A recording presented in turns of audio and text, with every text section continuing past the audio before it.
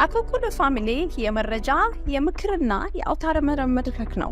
ለእናንተ ጠቃሚ የሆኑ መረጃዎችን በጤና፣ በትምህርት፣ በንግድና በተለያዩ የማህበራዊ ጉዳዮች ይዘላችሁ ይቀርባል።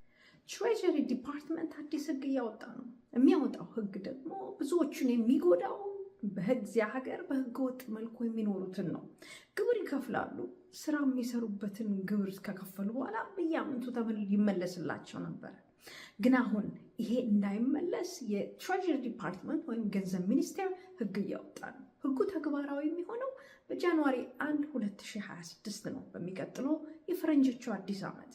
ይሄ ህግ ሲወጣ ታዲያ earned income tax credit ማለት ስራ ሰርተው ግብር የሚከፈላቸው ግብር ከፍለው የሚመለስላቸው፣ child tax credit በልጆቻቸው ክሬዲት የሚያገኙ፣ አሜሪካን ኦፖርቹኒቲ ታክስ ክሬዲት እንዲሁም ደግሞ ሴቨርስ ማች ታክስ ክሬዲት ናቸው። ሴቨርስ ማች ታክስ ክሬዲት ጡረታ ላይ ለሚወጡ መንግስት ከራሱ ማች የሚያደርግላቸው ናቸው። ይህንን በሙሉ ጥቅም አያገኙም።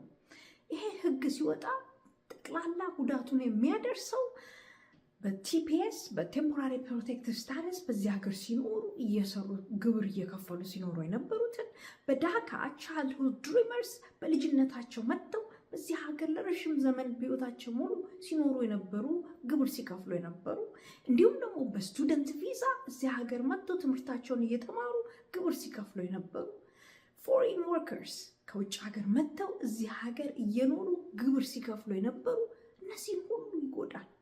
የወርክ ፐርሚት ኖሯቸው ስራ ሲሰሩ ግብር ሲከፍሉ የነበሩትን ሁሉ ይጎዳል ማለት ነው። ታዲያ ይሄ ነጥሎ ስደተኞችን የሚጎዳ ነው ብሎ ብዙዎቹ ሂስ ያቀርባሉ። ክሪቲክስ የሚባሉ ወይም ደግሞ ትክክል አይደለም ህግ ብለው የሚናገሩ ናቸው። ይህንን ህግ በመጨረሻው የማሻሻያ ደረጃ ላይ ያለው ሲወጣና ተግባራዊ ሲሆን ከሚቀጥለው ዓመት ጀምሮ ብዙዎችን ታክስ ክሬዲት እንዳያገኙ ያደርጋል ማለት ነው። እናንተ ማድረግ የምትችሉት ባላችሁበት ሁኔታ ምን ማድረግ እንደምትችሉ ጠበቆቻችሁን ማማከር ነው። ሶሻል ሴኪሪቲ አድሚኒስትሬሽን በዚህ ጉዳይ ላይ ምንም አስተያየት አይሰጥም። ታክስ አይአርኤስ በዚህ ጉዳይ ላይ ይሄ ህግ ቀጥታ ይመለከተዋል። ምክንያቱም እስካሁን ባለበት ሁኔታ እነዚህ ሰራተኞች ሶሻል ሴኪሪቲ ቤኔፊት አያገኙም፣ ሜዲኬድ ቤኔፊት አያገኙም፣ ወይም ጥቅም አያገኙም። የሚያገኙት ግብር ይመለስላቸው ነበር። ይሄ ይቀራል ማለት ነው።